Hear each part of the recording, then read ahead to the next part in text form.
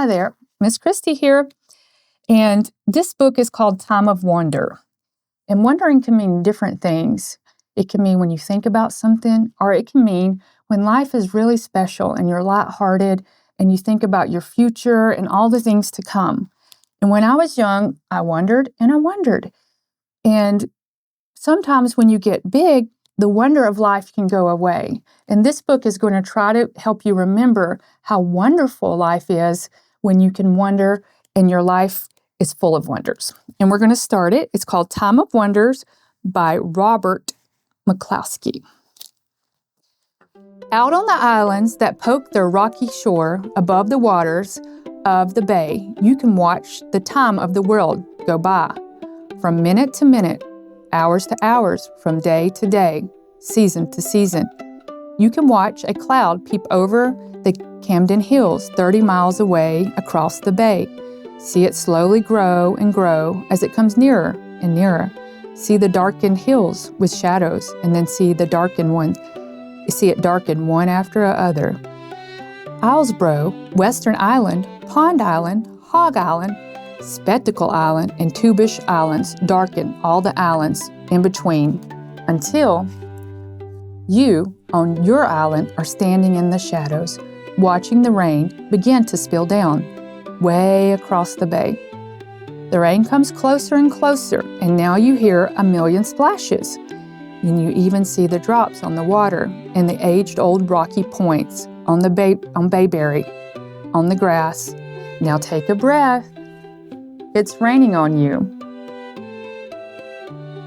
At the water's edge, on a foggy morning in the early spring, you can feel as though you were standing alone on the edge of nowhere. You hear a snorting sound from out of the nowhere, and you know that no, you're not alone. A family of porpoises is nearby, rolling over and over, having an acrobatic breakfast of herring under the bay. Then, through the fog, you hear Harry Smith over at Blasto's Cove starting the engine of his lobster boat and going out to pull his traps. Suddenly, there's a ripple and a splash along the shore that makes you jump. It's the wake from Harry Smith's lobster boat, and you smile because you almost got wet feet that time. The ripples disappear into the fog. Though you cannot see it, you know that it's silently gliding on its way. Then another distant, unseen splash, and the gulls and the cormorants on the two-bush ledge, with their seabird sense of humor, start giggling and laughing because they, too, were suddenly surprised by the wake. Back from the shore, the trees look like giant ghosts. The forest is so quiet that you can hear an insect boring a tunnel deep inside a log, and that other sound, not the beating of your heart, but one, like a half-whisper, is the sound of growing ferns, pushing aside the dead leaves, unrolling their fiddleheads, slowly unfurling, slowly stretching. Now the fog turns yellow, and the bees begin to buzz, and a hummingbird hums. Then all the birds begin to sing, and suddenly, the fog is lifted, and suddenly you find that you are singing too, with the blue water sparkling all around, with the blue water sparkling all around. At the height of the summer season, the bay is spotted with boats, with racing sailboats, with cruising schooners, and with busy fishing boats, and with the sound of buzzing outboards. In the afternoon, you sail among the islands, pushed by gentle breezes. You sail close by Swan's Cove ledges, where a mother seal is nursing her baby. Then at sunset, with porpoises puffing and playing around your boat, you come about and set a course for the island that is home. The rock of the point of the island is very old. It was fiery hot when the world was new. It was icy cold when a glacier covered it with grinding weight. This morning, the rock is warm in the sun and with loud, happy noises of children who have come to spend the day. They dive off the rock and swim, then stretch out, dipping in the sun, making salty young silhouettes on the old scars made by the glaciers. In the afternoon, when the tide is out, they build a castle of rocks and driftwood below the spot where they had belly whopped and dog paddled during the morning. In the evening, when the tide is high again and all your guests have gone, you row around the point, feeling lonely, until an owl asks a question, a heron croaks an answer, a seal sniffs softly as he recognizes you, and the ducks and the fishhawks are all listening, all watching you row by the rocks. You shine a light down into the water, and there's a crab on the bottom where you were playing this afternoon. He tiptoes sideways through the castle gates and disappears into the watery keep. You snap off the lights and you row toward the dock as the stars are gazing down, their reflection gazing up on the water in the quiet of the night. 100 pairs of eyes are watching you, while one pair of eyes is all watching over. As the days grow shorter and shorter, there are fewer and fewer boats on the bay until, at last, only the fishing boats are left. The wind blows brisk from the northwest, rustling the birch trees, and the ferns change from green to yellow to brown. The robins are gone from the lawn and the garden. The swallows have flown from their nest in the boathouse. To take their place, migrating birds from the north stop off to rest on their way south. The crows and the gulls are flying over, fussing and feuding, and the hummingbirds visit the petunia patch. And Mr. Billings flies over looking for schools of herring. When he sees you waving on the beach, he dips the seaplane wings in greeting. On the same day, the wind is so strong that not even a sturdy fishing boats are out on the bay. Now it's time for being watchful, and other times there is not a breath of wind to ripple the reflection of the unusual sky. Now it's time for being prepared. Over the Blastose Cave, Harry Smith looks at the sky and says, "We're going to have some weather." On Egmont Reach, Clyde Snowmans listens to the loons and says, "It's a-comin'." On Cape Royster, Fred Clifford listens in the sound of the bell off the Spectacle Island and says, "She's gonna blow." And on your island, you feel the light, crisp feeling go out of the air and a heavy stillness take its place. It's time to make a quick trip to the mainland for food and gasoline. It's time to get ready. We're going to have some weather. It's a-comin'. She's going to blow.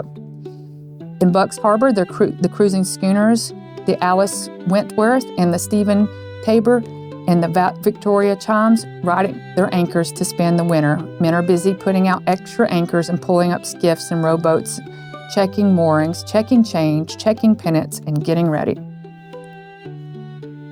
Take aboard groceries, take aboard gasoline. All the talk of the 100-pound anchors and 2-inch rope and 1-inch chain, will it hold in the weather and wind? Mr. Gray strokes his chin and says, with the next shift of the tide, "Hurry for home, there's much to be done before the tide is low."